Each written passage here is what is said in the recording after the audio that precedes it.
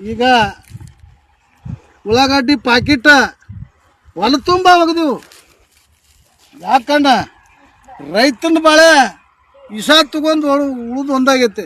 ಈಗ ಒಂದು ಹೆಣ್ಣಾಳ ಪಗಾರ 500 ರೂಪಾಯಿ ಪಗಾರ. ಹಿಂಗೆ ಹೊಲ ತುಂಬ ಒಗದ ಕೇಸಿಂದ ಹೊಳೆ ರೂಟ್ರು ಹೊಡಿಸ್ಬೇಕೀಗ. ಈಗ 100 ರೂಪಾಯಿಗೆ ಒಂದು ಕ್ವಿಂಟಲ್ ಮಾಡಿದ್ರೆ ಈ ನಾವು ರೈತರೇನ ಎಣ್ಣೆ ಹಚ್ಚಿ ಹೋಗ್ಕೋಬೇಕಣ್ಣ.